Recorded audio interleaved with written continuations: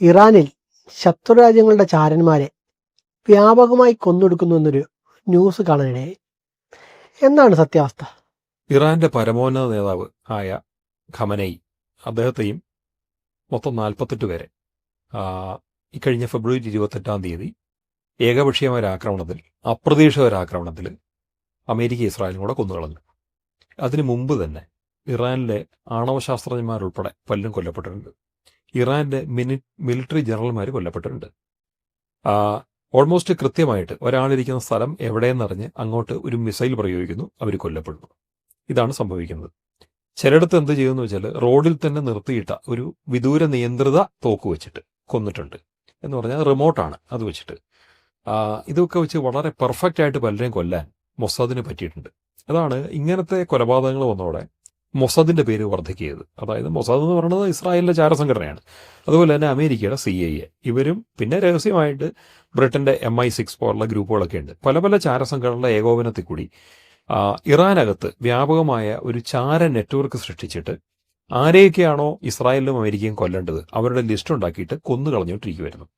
എന്ന് പറഞ്ഞാൽ നമ്മളിപ്പോൾ ഒരു യുദ്ധം ഈ കഴിഞ്ഞ ഫെബ്രുവരി 28 ഈ യുദ്ധം തുടങ്ങുന്നത് നമ്മൾ കണ്ടു. ഈ യുദ്ധം അന്നല്ല തുടങ്ങിയത്.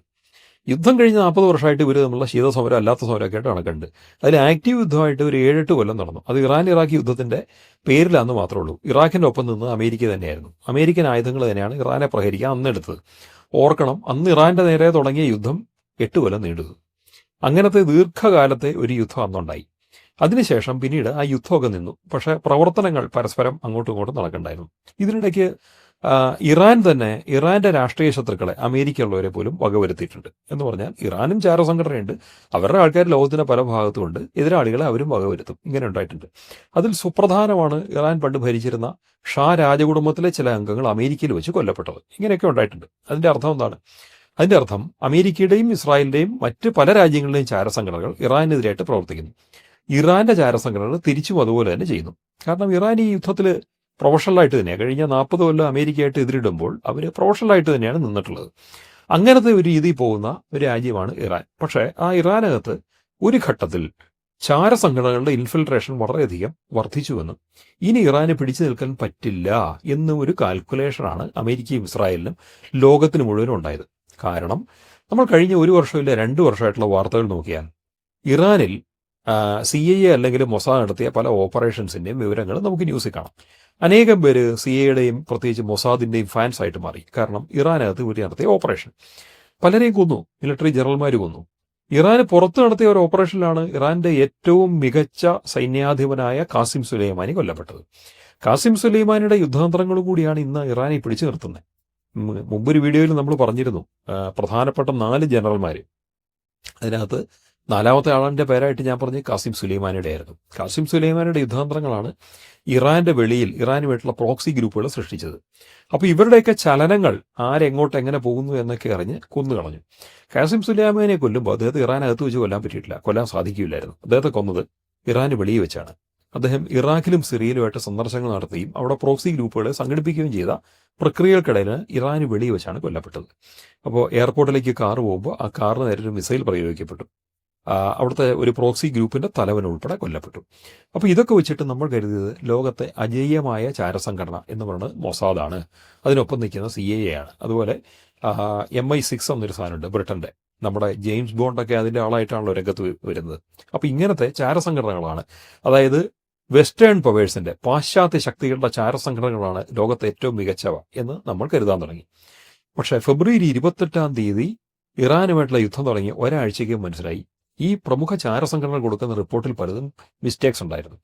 അതായത് അവർക്ക് എവിടേക്കോ പിഴച്ചു എന്ന് നമ്മൾ മനസ്സിലാക്കാൻ തുടങ്ങി. കുറച്ചുകൂടെ മുന്നോട്ട് പോയി നമുക്ക് തോന്നി അവർക്ക് മൊത്തം പിഴച്ചു, എവിടെയൊക്കെയല്ല, അവരുടെ കാൽക്കുലേഷൻസ് മുഴുവൻ തെറ്റി. ഇറാന്റെ IRGC 31 ഘടകങ്ങളായിട്ട് വേർതിരിഞ്ഞാണ് നിന്നതെന്നും അതിനെ സാധാരണഗതിയിലുള്ള ഒരു കൺവെൻഷണൽ വാറിൽ തോൽപ്പിക്കാൻ പറ്റില്ല എന്നും ഈ ചാരസംഘടനകൾക്ക് മനസ്സിലായില്ല. ഏത് ചാരസംഘടന എന്ന് ആലോചിച്ച് നോക്കാം.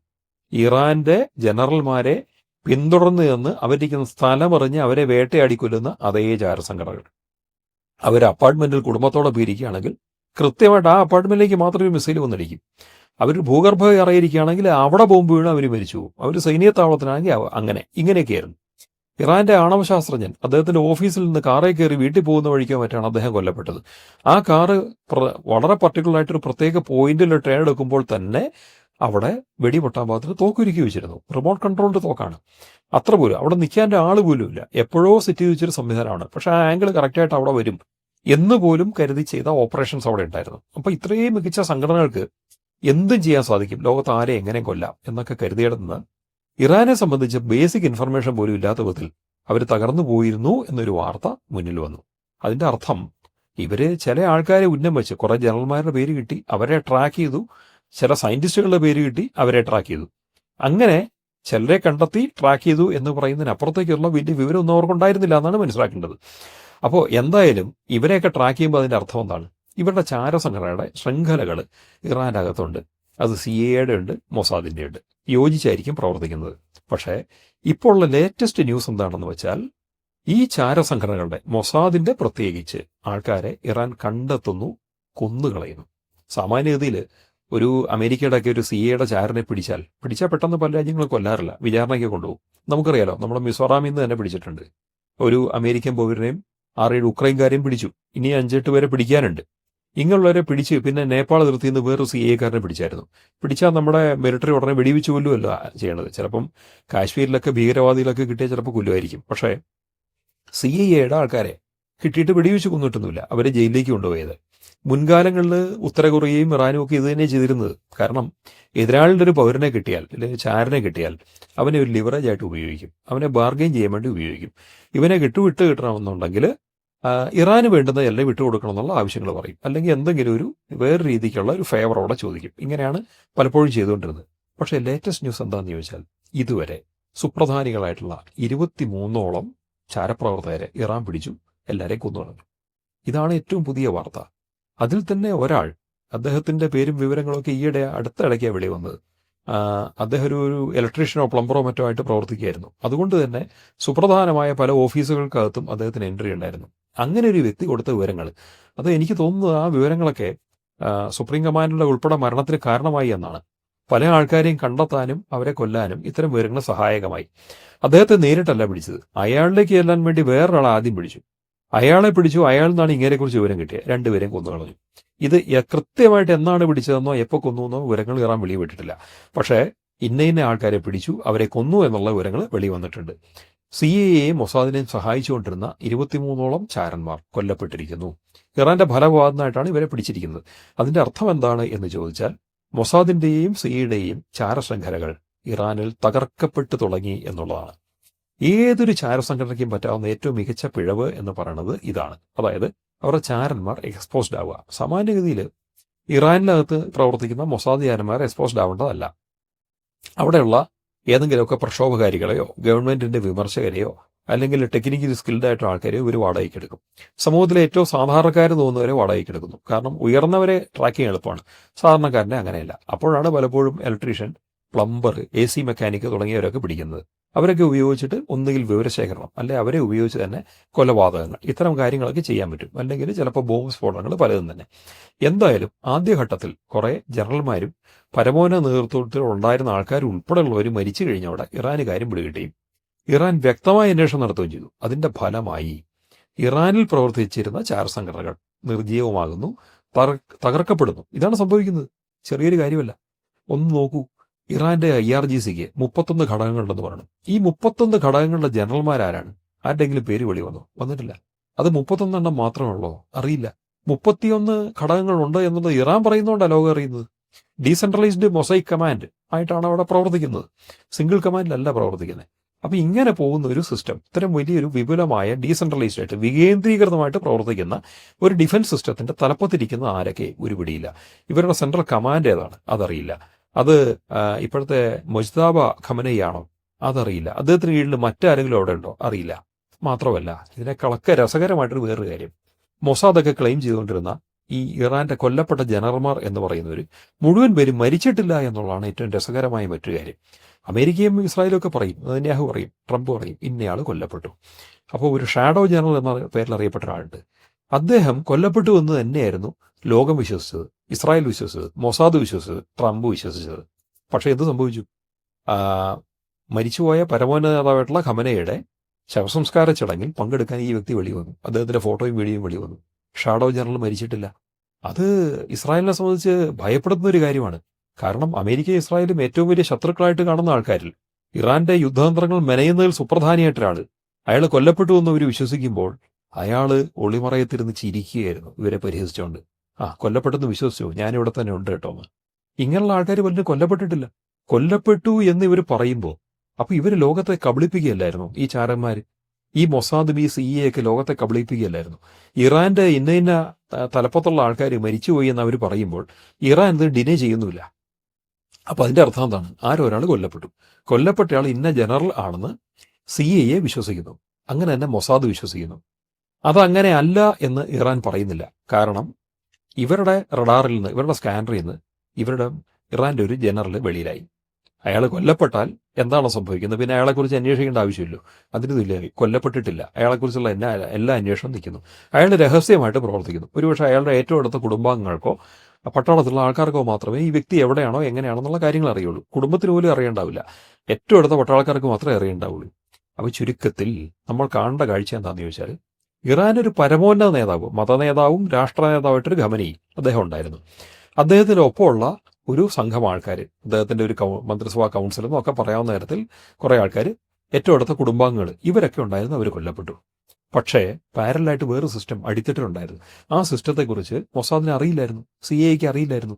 ഇവരൊക്കെ എന്താ പിന്നെ അന്വേഷിച്ചുകൊണ്ടിരുന്നത്?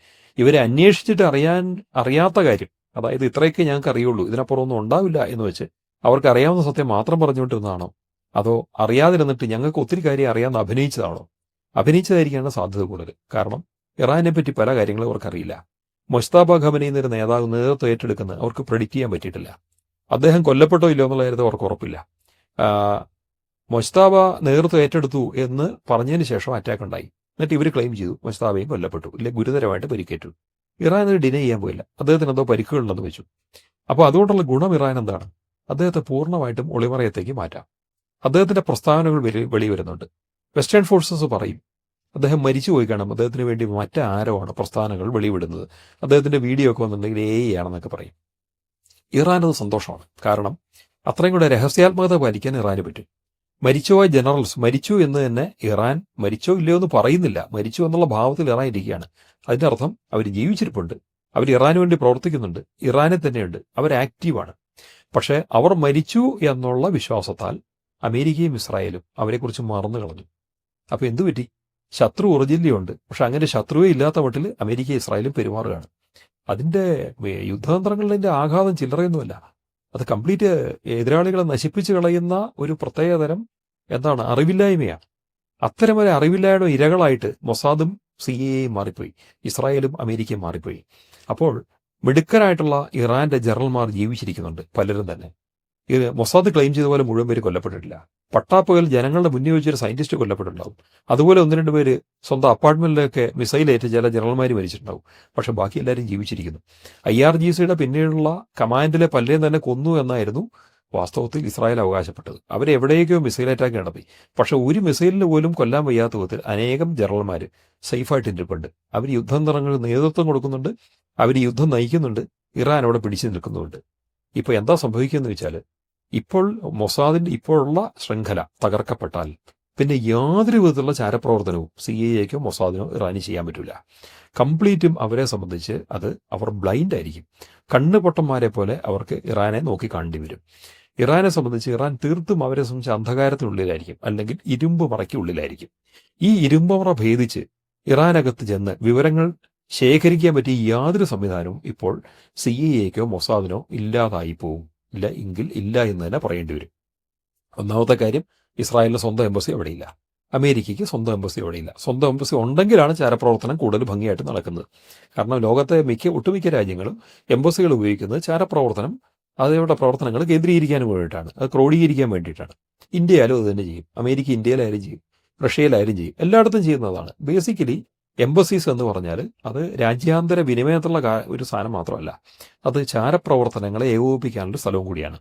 അപ്പോൾ അത്രയും എംബസികൾ ഇസ്രായേലിനോ അമേരിക്കയ്ക്കോ ഇറാനിലില്ല. അത് തന്നെ ഒന്നാമത്തെ പരാജയം.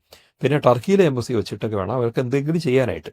ടർക്കി പൗരന്മാർക്ക് ഇറാനിലേക്ക് വിസ ഇല്ലാതെ പ്രവേശിക്കാം എന്നുള്ളതിനെ മുതലെടുത്ത് എന്തെങ്കിലും ചെയ്യാൻ പറ്റുന്നതിനപ്പുറത്തേക്ക് നിലവിൽ ഇസ്രായേലിനോ അല്ലെങ്കിൽ അമേരിക്കയ്ക്കോ ഇറാനിലൊന്നും തന്നെ ചെയ്യാൻ പറ്റാത്തൊരു സിറ്റുവേഷൻ ഇതോടെ ഉണ്ടായിരിക്കുന്നു.